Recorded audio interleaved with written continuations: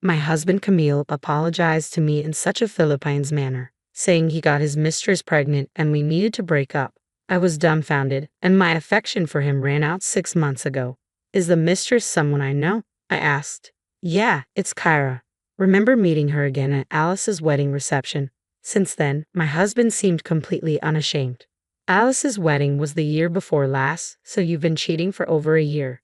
Alice was a college classmate, and Kyra was a junior 2 years behind me. She was in the same research group as Alice, and we played tennis together in college, so I remember her well. She was nicknamed Little Devil behind her back and was quite famous in a way. Huh. Oh, is that so? Time flies when you get older. My husband just laughed it off. What on earth was he thinking? I can't understand him at all.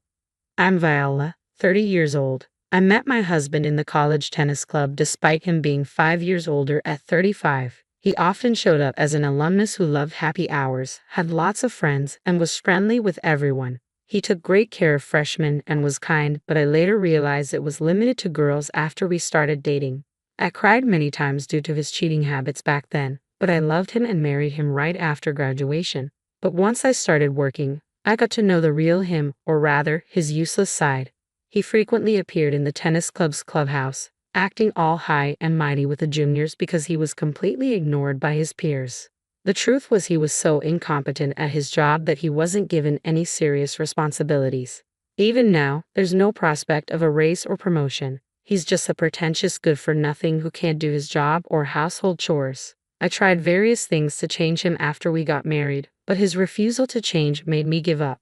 The reason I had to divorce him wasn't just that work was busy and it was a hassle, but also because his parents were good people, a reason that had nothing to do with my husband himself.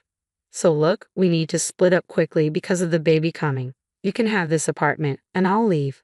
That's the end of it, okay? I was taken aback by his careless words and my husband's sly grin. What? No way. Let's part ways cleanly. This is not a good opportunity. As I neared my 40s, I started wanting a child. I had graduated college and started working as a full-time employee. I found myself in a situation where I was earning more than my husband, and my company offered excellent parental and maternity leave benefits. I was ready to start a family, but despite our efforts, it just wasn't happening, and it broke my heart. The love I once felt for my husband had dwindled away, especially after discovering his affair and the news that he got the other woman pregnant. I was determined to cleanly and completely end the relationship. What infuriated me even more was his lack of remorse. Instead of apologizing, he simply voiced his needs and demands. It was evident that it was time to put an end to this unpleasant relationship that had dragged on for years. We would involve a lawyer, ask for compensation, and divide our property. And of course, we would expect something from Kyra as well. However, when I voiced my concerns about the financial aspect, my husband callously suggested that I take on the debt myself since it was his affair that caused the separation. When I glared at him, he relented, admitting that he might need his father's help to cover the expenses. I proceeded with the divorce proceedings and hired a lawyer. Despite multiple calls from my in-laws pleading with me to reconsider, I remained steadfast in my decision. Even my father-in-law broke down in tears, acknowledging that if I left, it would spell the end for him. My mother-in-law begged me to reconsider, expressing her love for me like her own daughter. But even they understood once I laid bare the truth about my husband's constant infidelity and laziness. Finally, they apologized profusely, hanging their heads in shame. They even paid the compensation in a lump sum on behalf of my husband, who had no savings of his own. They made him promise never to ask for their help again and to repay them promptly. I still can't fathom how such a careless and irresponsible man could come from parents as decent and responsible as his. I decided to retreat to my parents' house. The divorce proceedings, which I had anticipated as a hassle, wrapped up faster than I expected. Returning to my recently relocated family home, 6 months flew by. I found myself consumed by work on weekdays and occupied with household chores on weekends, leaving little room to dwell on my ex-husband. Then, out of the blue, my best friend Alice called, seething with anger from the moment she started speaking. Viola, did you know your ex-husband Camille and Kyra? They're living it up in a new high-rise apartment, flaunting their wealth everywhere. Kara even had the audacity to invite me to her baby shower party. The presents alone cost over $100, and there's a $100 participation fee. It's outrageous, isn't it? She exclaimed. I was taken aback by the news. I hadn't realized that Kyra had given birth, let alone why she would reach out to Alice. Both my ex-husband and Kyra were well aware that Alice was my best friend. Why would Kyra even extend an invitation to her, knowing Alice would undoubtedly relay everything to me? When I tentatively mentioned this to Alice, her anger escalated even further. She did it deliberately, Viola. Deliberately. That awful woman had the nerve to tell me she's so happy now, thanks to Viola breaking up with Camille. Can you believe her audacity? She's the worst kind of person. I want to put her in her place somehow. Alice raged. That nickname from our college days resurfaced in my mind. Kara was always known as the little devil, stirring up trouble among seemingly happy couples. Even when relationships were strained because of her involvement, she remained composed, wearing a facade of innocence. If a couple splits up just because someone else shows interest, it wasn't true love to begin with, right? They would have broken up eventually anyway, so what's the harm? She'd say, her words dripping with sugary sweetness, all the while smirking knowingly. I felt a pang of pity for Kyra, realizing she might never have experienced genuine love. Despite this, I knew better than to involve myself with her, so I made the conscious decision to keep my distance, at least for the time being. Kara didn't matter much to me. There was something else that demanded my attention. Alice. There's only one newly constructed high-rise apartment building, right? Have you heard anything about them moving in? I asked Alice, seeking any information she might have. I've never met them, Alice quickly replied, but apparently it was very recent. They've been boasting about securing a spot. Fortunately, someone who had bought one of the units had to relocate for work and put it back on the market without moving in. Ah, it makes sense, I nodded, processing the information. So, your moving day is Sunday, right? The baby shower party is on Saturday. You'll only need to be cautious for one day. There are multiple elevators, and they might use different entrances. You're right, we haven't crossed paths so far, so it should be fine.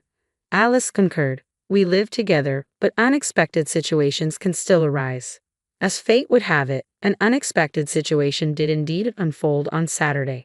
While waiting for the elevator on the first floor, I found myself face to face with my ex-husband and Kyra as they stepped out of the elevator.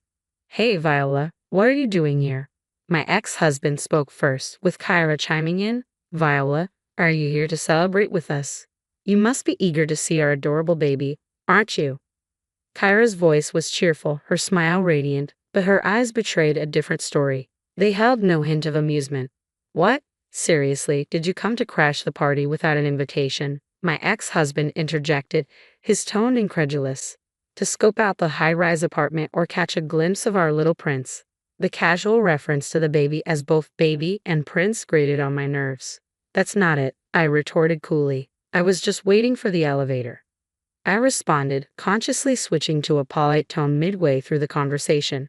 Camille was now my ex, essentially a stranger, and I didn't want to create a scene. Ha, so you're planning to visit my house after all? Camille remarked with a hint of amusement. You're so silly, Viola. Stop being stubborn. Perhaps you're just envious of our luxurious high-rise apartment and our adorable little prince. Do you still harbor feelings for me? Are you feeling lonely and longing to see me again? Camille, that's not acceptable, I interjected firmly. Regardless of any lingering emotions you think I may have, you're now married to Kyra. It's inappropriate for me to barge into your home uninvited. And as for jealousy, Kyra, you're mistaken, but I appreciate your concern. Camille continued, dismissing my words. Sorry, Viola, but Kyra and our son are our top priorities now. You're not welcome here. As I listened to their conversation, I couldn't help but feel perplexed. It had been 6 months since I last saw my ex-husband, and yet his mindset remained as irrational as ever. Kyra's attitude was equally baffling. It dawned on me that my cheating ex-husband and his new partner were a perfect match in their own peculiar way. Reflecting on it, I regretted wasting my precious 20s on Camille. I'm utterly ashamed of my past with Camille, wishing to bury those memories deep in darkness. If only I had ended things sooner without making excuses, I wouldn't have to endure this nonsense from my ex-husband and his partner. My words seemed to strike a nerve with Camille, who retorted, What's that? You're really lacking charm. Learn from Kyra. Even her jealousy is endearing. She's just given birth, yet she still takes the effort to look stylish for me. Don't you find her admirable? Not at all embarrassed, I replied calmly. I was simply going to the grocery store.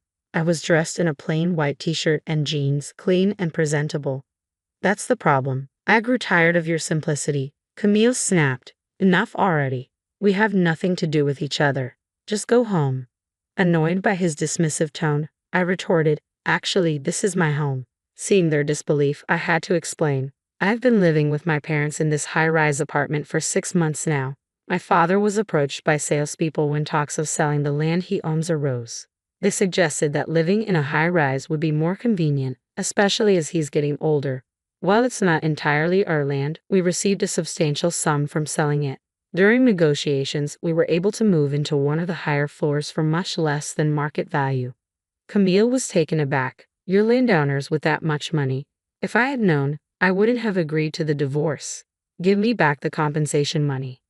There's no need for a property settlement, I replied firmly. The compensation was a result of your affair, and the property settlement was a matter between us as a married couple. As I spoke, I noticed Kyra mumbling to herself, her silence speaking volumes. I caught it. I can't believe Viola is living in a high-rise. I thought I had totally won, Kyra exclaimed, shooting me a glare. But Viola, you don't have a baby or a loving partner, do you? I haven't lost yet. Look, Kyra, I was never competing with you, I replied calmly. In fact, I'm thankful to you for giving me the opportunity to break up with Camille. Oh, and I'm moving out of my house tomorrow, so I don't think we'll see each other again. What? Why? You just moved into a high-rise, they both exclaimed in surprise. I shrugged, explaining, maybe it's a matter of different values. It just wasn't a good fit for my family. I found living in a high-rise unsuitable for hanging laundry outside. There are no balconies on the higher floors for safety, and only some windows can be opened. It wasn't suitable for my mother and me, who preferred drying laundry and bedding in natural sunlight and wind without using a dryer. Plus, the intense sunlight made it too hot even with the air conditioning on. The building also shakes quite a bit during even a magnitude 3 earthquake. It's designed to sway to prevent collapse, and the higher floors shake more. It was terrifying. Most stressful of all was the daily elevator ride. It gets crowded during the morning commute, and it takes time since it stops on each floor. The advertised 3-minute walk from the station felt much longer in the elevator. We were too bothered by the drawbacks unique to high-rise living, so we decided to move to a regular house with a garden. After all, luckily, our apartment sold quickly at almost the same price we bought it for. As I finished explaining, both my ex-husband and Kyra grinned. Oh, so we'll never see each other again. So, a high-rise wasn't suitable for commoners like you. It's more suited for an elite celebrity family like mine, Kyra remarked sarcastically. I couldn't comprehend how he arrived at that conclusion, but one thing became abundantly clear. What I grew to despise and ultimately gave up on was that facet of you, pretentiousness without substance, and unwillingness to change or exert any effort. I reached my breaking point with you, but it's all right now. You're beyond repair, so goodbye, I repeated, echoing my ex-husband's own words back to him. Stepping into the just-arrived elevator, I glanced at Kyra, who was glaring at both my astonished ex-husband and me. Right before the doors closed, I added one final remark. By the way, are you sure the child is truly yours? My ex-husband looked utterly perplexed, prompting me to clarify. I mean exactly what I said, right, Kyra? You understand what I'm implying, don't you? As the doors closed, I didn't know what transpired next in reality. However, during our struggle to conceive, I underwent tests at the gynecologist, which revealed no issues on my end. I began to suspect the problem might lie with my husband, but he adamantly refused to get tested. Hence, I delivered that incendiary parting shot. Later, I heard from a mutual friend who attended Kyra's baby shower. Despite boasting about their high-rise lifestyle, my ex-husband and Kyra were residing on the 3rd floor. Additionally, despite their extravagant demands for gifts and participation fees, only cheap snacks from the grocery store were served. When a friend voiced a soft complaint, Kara reportedly exploded, demanding gratitude for the chance to see her baby up close and insisting on payment. This sparked a heated argument between my ex-husband and Kyra, leaving their gathering in disarray. Thanks in part to my earlier cryptic remark, it was revealed that my ex-husband and Kyra had moved into a high-rise but were struggling financially, attempting to swindle money from their friends through fabricated reasons. Their deceit caused outrage among their friends, who promptly left. Meanwhile, my family and I settled into a single-family home with a garden, where I recently welcomed an adorable kitten. Our former high-rise was embroiled in controversy due to significant defects and illegal construction methods, making it unsellable. Reflecting on our situation, we realized we were unexpectedly fortunate. Now, I find solace in my severed ties with my ex-husband and cherish the tranquility of my peaceful days. As I hang the laundry on a sunny afternoon, my kitten sometimes curls up on the clothes, its adorable sleeping face bringing me a sense of contentment. Today, like many others, was a good day.